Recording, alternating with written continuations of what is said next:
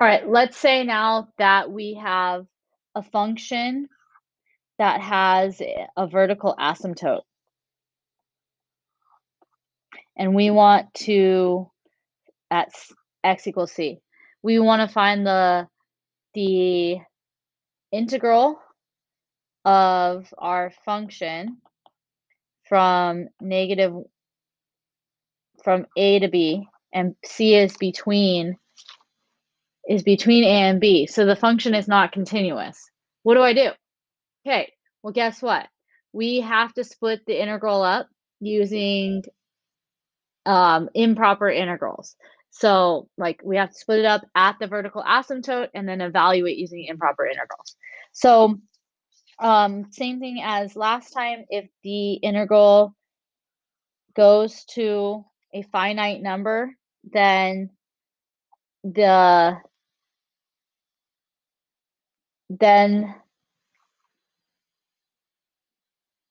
function converges, okay? And so we do have some extra rules, so I'm going to go ahead and show you. That's fine. And then we'll see what happens. Okay, so the improper integral, we're going to have an improper integral with a infinite discontinuity, so a vertical asymptote, okay? I can see that I have a vertical asymptote at x is equal to 0, so x cannot equal 0. So I need this, that is my lower bound, or my left side bound, so I'm going to set it up as the limit as a approaches, and what we're trying to graph is like 1 over the cube root of x generally looks like that. So we're trying to find the area from 0 to 1. Okay, so what I want to do is set up what is the area from 0 just to the right of 0 to 1. Okay, so I'm going to say at the vertical asymptote, since I'm finding the area to the right of the vertical asymptote, I have to use the right value.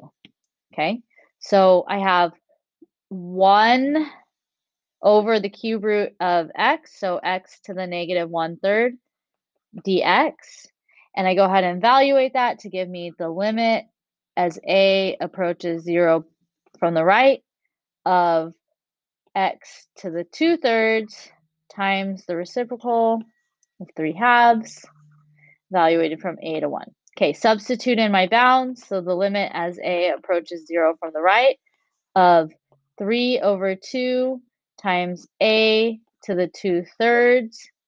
Oops, did that wrong. Upper bound. 1 to the 2/3 minus 3 over 2 times a to the 2/3. Okay, now we can go ahead and direct substitute in our value from the right in just a second.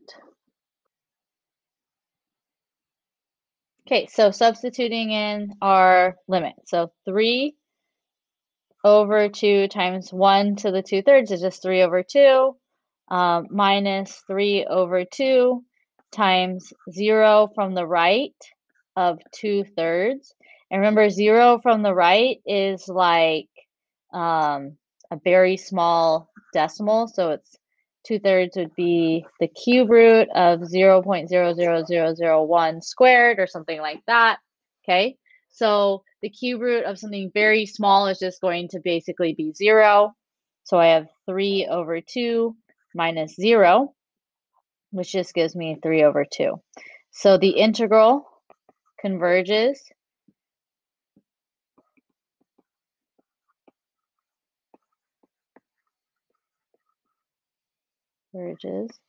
at 3 over 2. All right, up next, evaluate the integral from 0 to 3 of dx over x cubed. And I can see right now that x cannot equal 0 and that I am going to end up with a vertical asymptote.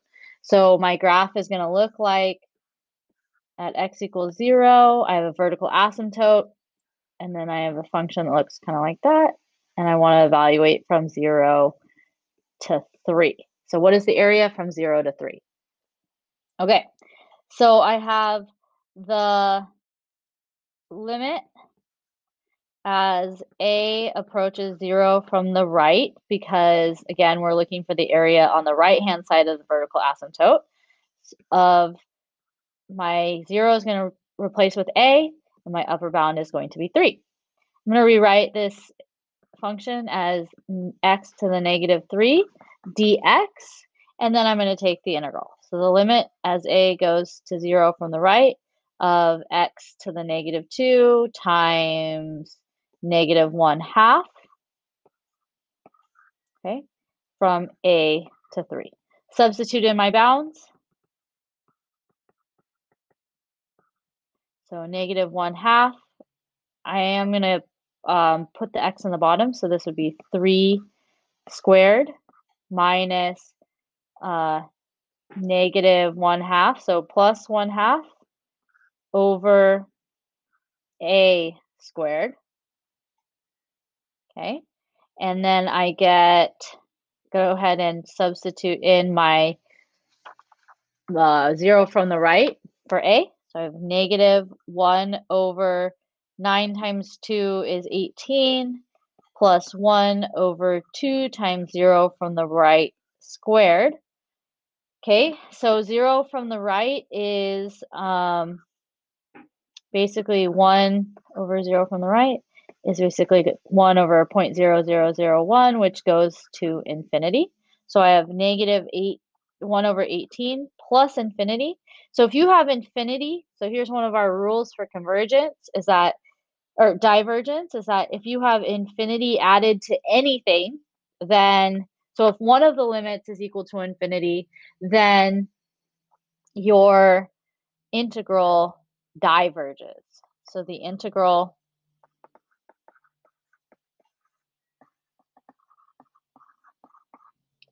diverges. Okay. Up next, we have 2 more. So this time my x cannot equal 0, so the function is going to look, it looks kind of like the one before. Okay. So I have x 1 over x to the third. I think it looks like this. So I would like to find the area from negative 1 to 2, so from here to here. But in the middle, I have a vertical asymptote. So we split it up.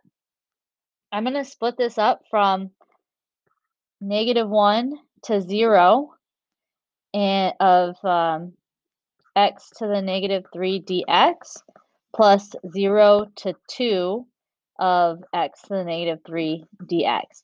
And then because of my vertical asymptote, it's time to take the limit. The limit as, I'm going to use b because it's the upper bound, from approaches 0 from the left, because from negative 1 to 0 is on the left, is the left side of the vertical asymptote. So I have the integral from negative 1 to b of x to the negative 3 dx plus the limit as a approaches 0 from the right of a to 2, the integral from a to 2 of x to the negative 3 dx. So take the integral. I have the limit as b approaches 0 from the left of x to the negative 2, so negative 1/2 times x squared, evaluated from negative 1 to b, plus the limit as a approaches 0 from the right of negative 1/2 x to the negative 2 from a to 2. Okay, so substitute in the bounds. The limit as a approaches 0 from the left of negative 1/2 over, this is negative 1/2 over x squared.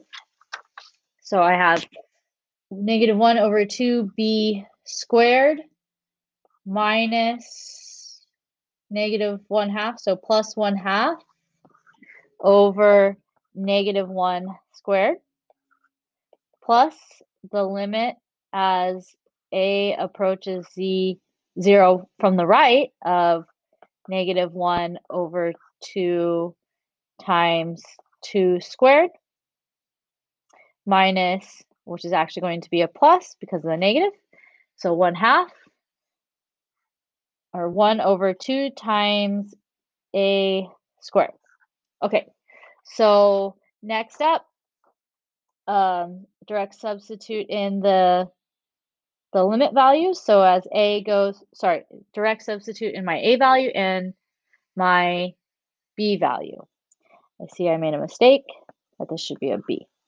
Okay, so I get -1 over 2 times 0 from the left squared plus 1/2 plus -1/2, 1/8.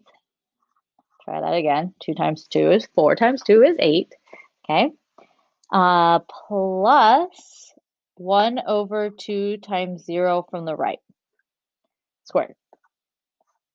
Okay, so 1 over 0 from the left squared is like a negative, it's a negative infinity, plus 1/2 minus 1 over 8 plus positive infinity.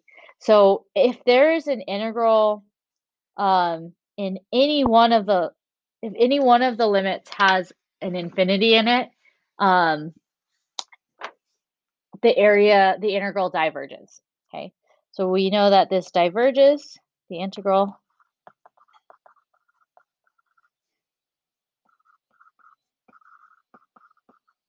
because at least one of the limits is infinite. Okay, yeah, yeah. Okay, last one. So what happens if we have a doubly improper integral? Okay, so that means that if the integral, what I noticed is that x cannot equal 0, nor can it equal -1.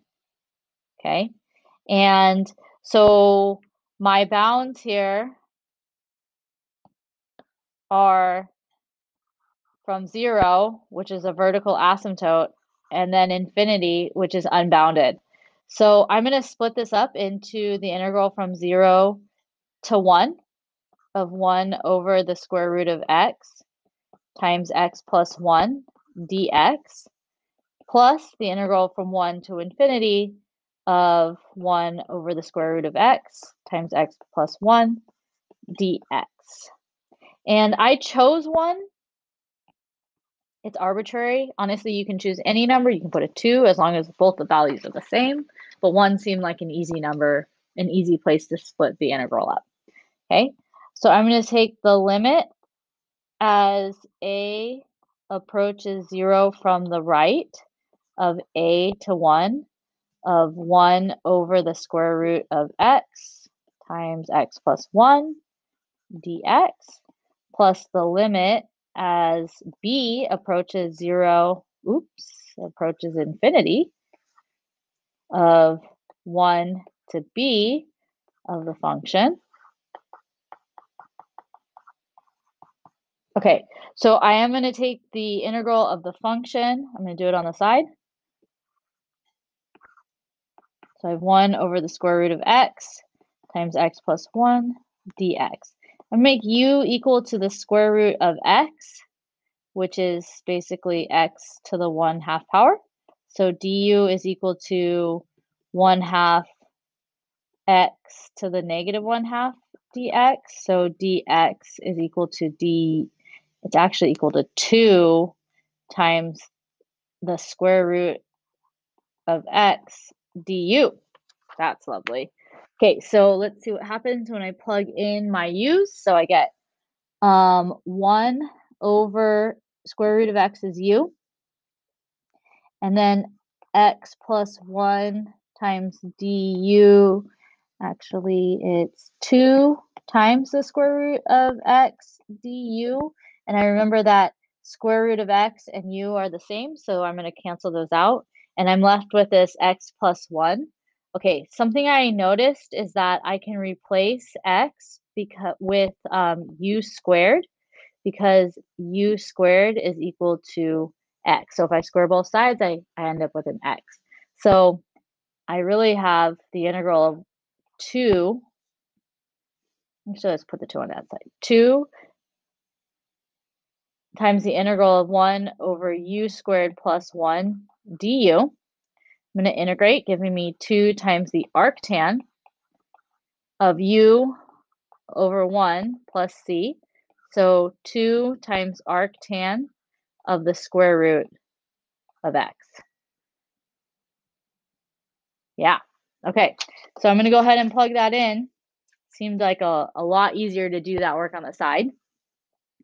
So I know that the limit as a approaches 0 from the right is the arctan of the square root of x. Arctan of the square root of x. I forgot something. I already see it. Okay. Evaluated from a to 1. Okay. I forgot the 2. So the 2. Okay. So plus the limit as b approaches infinity of the arctan of the square root of x evaluated from 1 to b. Apply the bounds. So the limit as a goes to infinity, 0 from the right of 2 times the arctan of 1 minus 2 times arctan of the square root of a plus the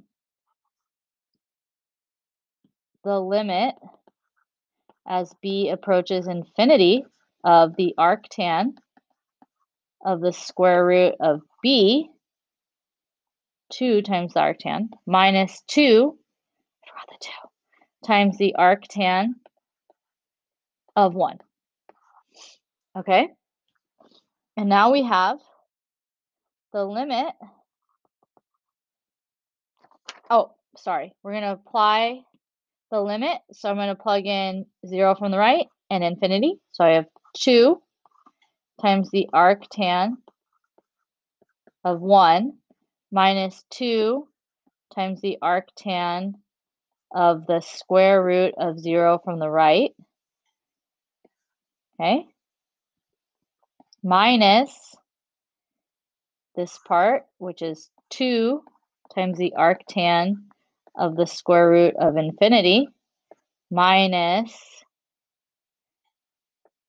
2 times the arctan of 1. Okay.